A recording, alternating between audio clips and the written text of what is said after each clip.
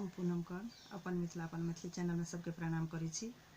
आई हम एक बेटी बियाह के गीत गा बजा रहल छी। नीक लागत लाइक करब, चैनल के सब्सक्राइब कर देबे, कमेंट में जरूर लिखब अहाँ सबके केहन लागल। हरदी के गेठ सीता पत्र लिखाओला देलनि रामचंद्र के हाथ यो। हरदी के गेठ सीता पत्र लिखाओला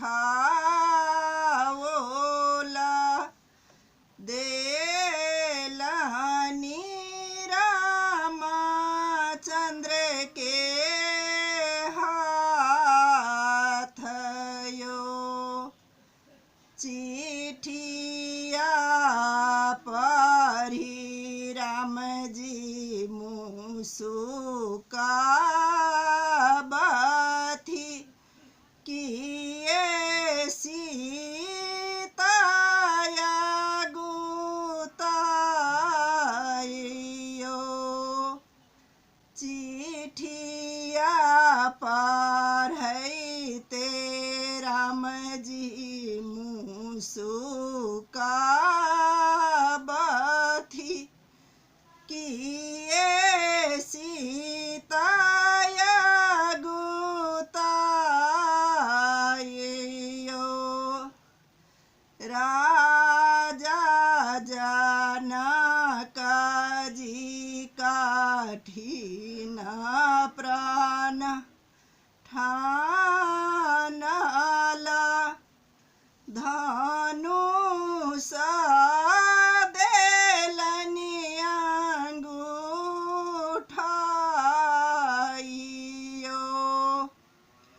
राजा जनक जी कठिन प्राण ठानला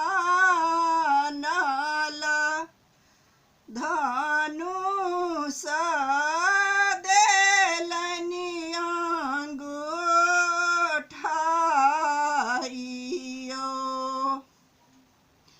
बाम हाथ रामचंद्र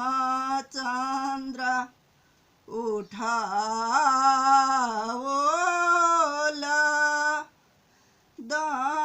दाहिना कैलनाओ खंडयो। बाम हाथ रामचंद्र उठाओला दाहिना कैलनाओ खंडयो।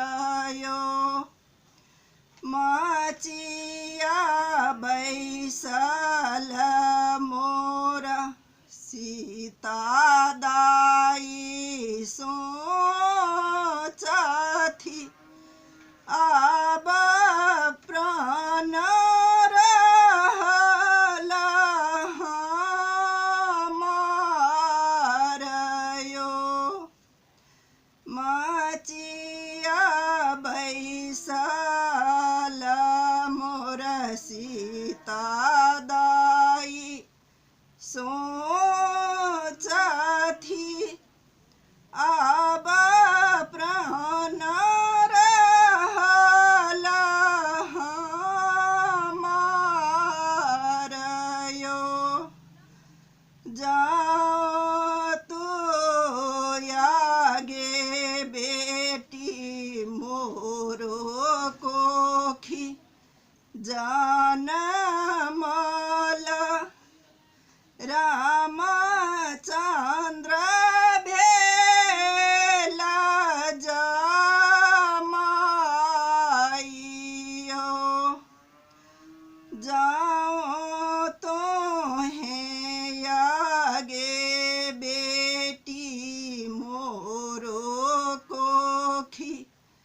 जन्म लेला रामचंद्र भेला जमाइयो। जाओ तो आगे बेटी मोरो को जनमला। दशरथ भेला समाधियो। जाओ तो आगे बेटी मोरो कोखी जन्म लेला। दशरथ भेला समाधियो।